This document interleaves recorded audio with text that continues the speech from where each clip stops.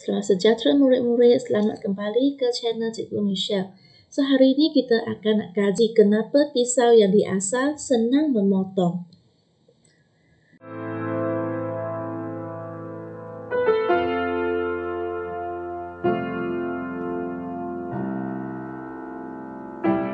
Okey, jawapannya boleh kamu dapat dari sains tingkatan 2 tajuk tekanan. Okay.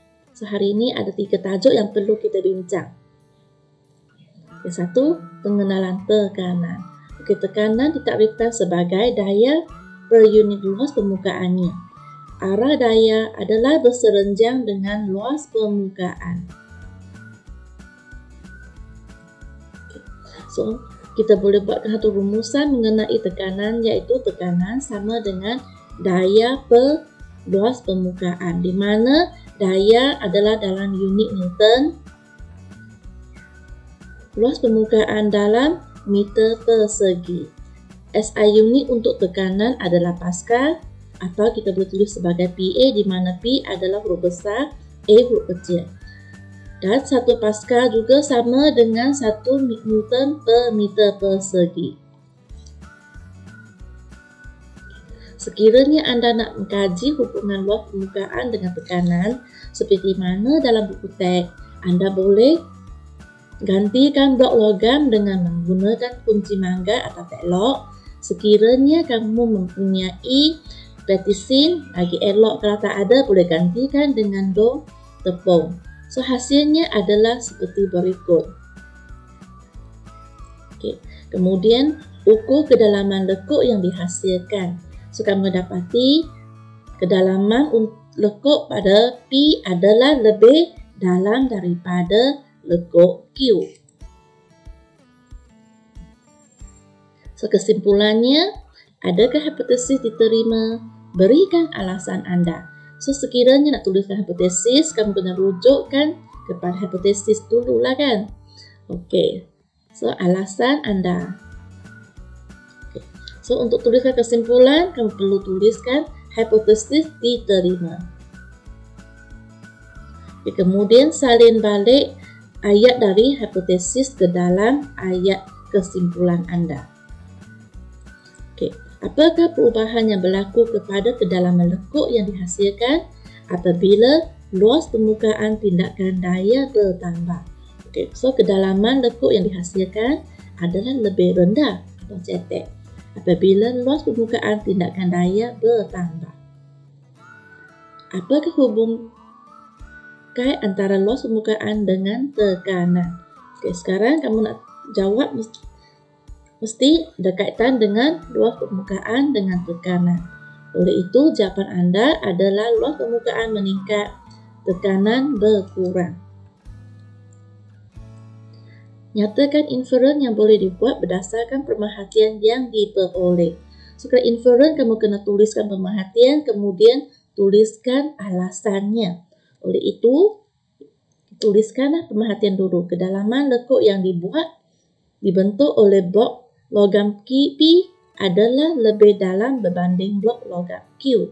Kemudian tuliskan alasan kerana blok logam P mengenakan tekanan yang lebih tinggi.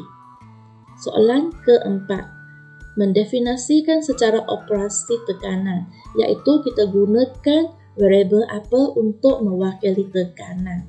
So, untuk kes ini kita menggunakan kedalaman lekuk yang dihasilkan untuk mewakili tekanan, iaitu merupakan definisi secara operasi untuk tekanan.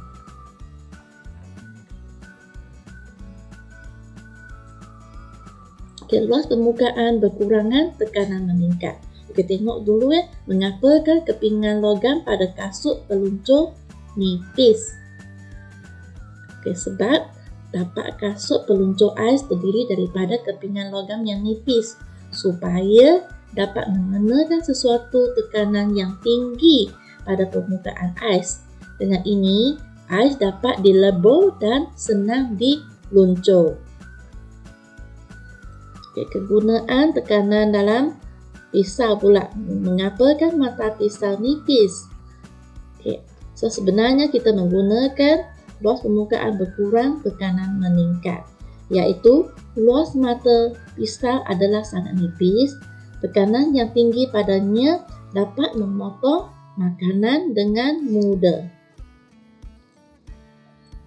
Apakah tujuan paku pada tapak kasut bola sepak?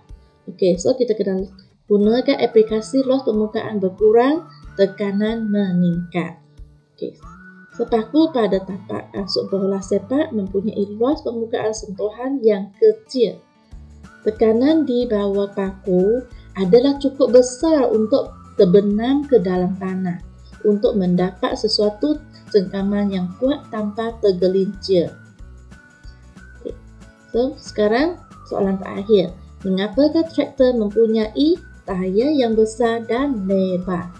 Okay, so kita menggunakan aplikasi luas permukaan meningkat, tekanan berkurang. Okay, sekarang kita tengok ya. Traktor yang bergerak di atas tanah yang lembut mempunyai tayar yang lebar untuk merendahkan tekanan ke atas tanah supaya tidak terbenam ke dalam tanah itu. So, sekarang kita akan bincang mengenai latihan formatif 8.2. Okey, so Raja Dua menunjukkan sebuah kubis dengan berat 5 Newton. Permukaan yang manakah akan mengenakan tekanan paling tinggi? Okey, tentu adalah permukaan C sebab permukaan C mempunyai luas permukaan yang paling kecil. Okey, soalan 2B, kirakan tekanan yang dikenakan oleh setiap permukaan.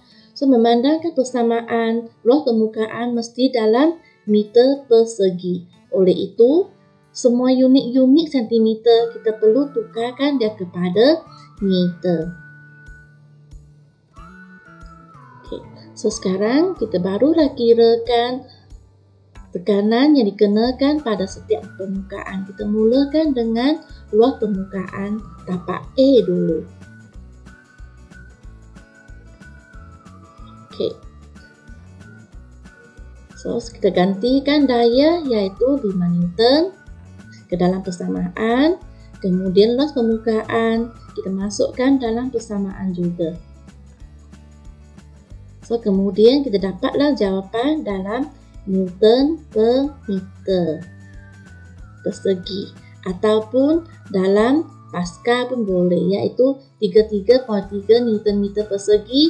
Anda juga boleh tulis sebagai 3.3 Pascal. Okey, kemudian tekanan bagi tapak B pula kita rujuk kepada luas permukaan tapak B dan semua maklumat ganti ke dalam persamaan. Dan akhirnya dapat jawapan 166.7 Newton per meter persegi. Dan akhirnya untuk tekanan pada tapak C pula, iaitu 5 bahagi 0.1 darab 0.05 dan akhirnya dapat jawapan 1000 Newton persegi. So, itu sahaja perkongsian hari ini. Bye-bye.